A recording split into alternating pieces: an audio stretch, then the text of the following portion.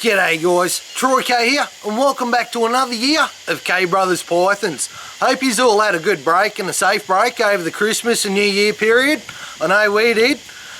Today's episode, we'll be jumping straight back into it. Today's episode, what's it about? It's showing you guys the fruit of all the labour that we put in during the 2014 period. Hope you enjoy it.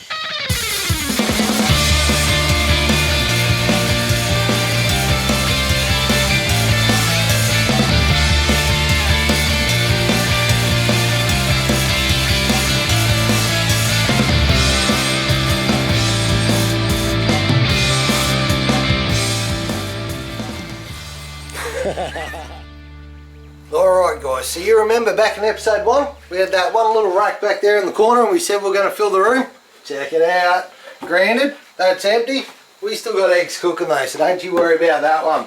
Over here we've got our carpets, we've got some olives, we've got some worms tucked away down the bottom. Jags, Zebs, Jags, more Jags, some mixed carpets. She's filling up nicely. I think where we left off last year in 2014 was the possible het Henry clutch. So a little update. You can see here it's in the Jag line. So little Jag incomplete dominant mutation there with the possible recessive Henry line running through it. So as we go, we'll keep you all updated, and in a couple of years we'll know for sure. Back you go, bugs. Now, one mutation that's absolutely exploding over here in Australia this year is the zebra mutation. A lot of people are starting to work out what can be done with this mutation, how, you know, throw a bit of diamond in there, it just enhances the colours. So let's go through and see if we can't find some. Alright, check that out. Absolutely gorgeous little zebra. What I'm digging about these things as well, the variation.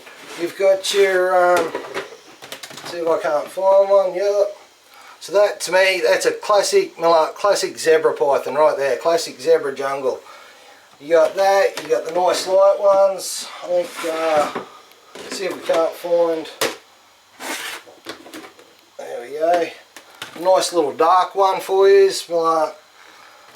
Beautiful, all these different little colours are coming out in the one mutation. Again, incomplete dominant mutation. What does that mean?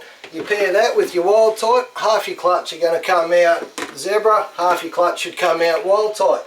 Cool thing with the zebra, you go Zeb and Zeb together, you super form. Straight yellow snake with a really cool head pattern.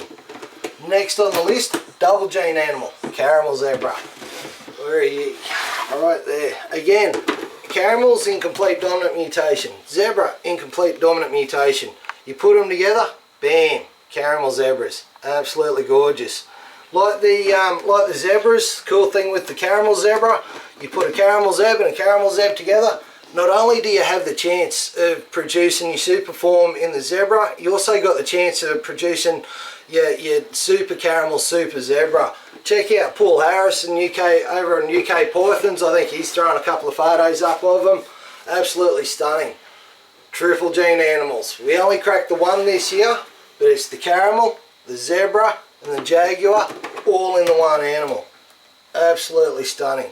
So there you go, 3 incomplete dominant mutations running in the one critter. Absolutely love it. Recessive mutations. For those of you that have followed us for a while know that we've been putting a lot of work in with the albino olive line. When we first got into it, it was a very weak line, a few kinks, defects, but over the years as we've been slowly outcrossing it, we're starting to produce nice big clutches of, as you can see, robust animals. We'll get this one back, he's a bit flighty. So your hets. So while they look like your wild type olive python, they still carry the albino bloodline. So simple recessive at work there, het to het equals 25% of the clutch come out alb, het to alb, 50% come out albino, alb to alb, 100% of the clutch come out albino. With outcrossing and strengthening the line up, within the years to come we should be able to do more and more albino to albino pairings, producing 100%, you know, awesome clutches of little albinos, no defects. Mixed carpets. I call them mixed carpets. To me, Zebs is everything in the clutch. Everything's a sibling in the clutch. I like the term mixed carpet because to me it's a good descriptive term of what the animal is. It's a heap of different carpets all mixed in together. When Jags first appeared, people were saying these mixes, these Zebs, you know, the mongrels, mutts, all that sort of stuff. Hell, I'll take them. Have a look at it. Absolutely stunning little animals. Now, I could stay in here and talk about carpets all day, but I know Denver's got some absolute cracking blackheads he's wanting to show you. Hope you enjoy them. Okay, so Troy covered Mandela genetics with his carpet pythons and otter pythons. Now I'll explain a little bit more about polygenics. Polygenics is line breeding. If you want to know a bit more about it to save me going on about it, you can check back an episode that the Criticam boys did with Brian from Snake Bites TV. I think it might have been on the Animal Bites TV network, so go for that. Good plug, you know. This is a little red that we'll start with. Now Troy actually bred this little red one. There's no black through the body there. I don't know if this light can pick up as always, but I'll get some shots in the B-roll which I'm sure you guys will love. Now the best way to see a red is put next to something yellow. Hopefully this yellow shows up. That's a gorgeous little yellow pinstripe. So it took us a few years to get these yellows to come through. They come out bright white as hatchlings, and within the first sort of 3 to 4 weeks they start going yellow. When that thing turns to 2.5 years of age, it's going to literally glow. Get this little guy back. Not behaving for me right now. That's a gorgeous little yellow. We'll leave that lid off, he should stay there. Now here's a clutch mate here to this little yellow one. Similar sort of patterns but completely different in a way as well. You can see these stripes down the backs of the spine there, which is interesting. We've got a clutch mate to this which we'll pair out to see what's going on with that striping. So that's the idea with any sort of polygenic breeding. Noticing a colour or a pattern trait that's different and it accentuating on that pattern. You know? This is a little ocelot. So you would have seen the ocelots when we first started doing these episodes. They come along nicely. Love these little snakes. Not much more you can say about them except for they're just hot little pattern animals, you know.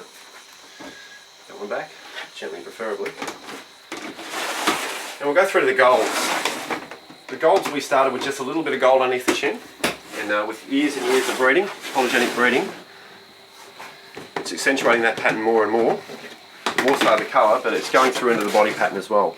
Now that gold is a lacquer trait that takes over the black in the head and replaces it with golds and reds. Now it's not just restricted to the head, it flows through down in through the body pattern as well. Now you've got three different sorts here.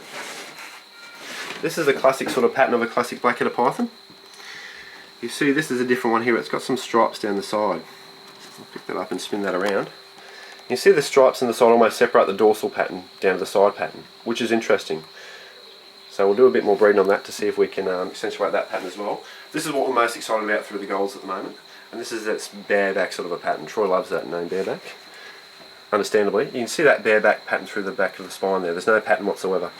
So in the spine there, you can see a little bit on the back of the tail there as well. So with the next generation, that'll join up more and more. It just started with a little bit up the top and a little bit down the bottom.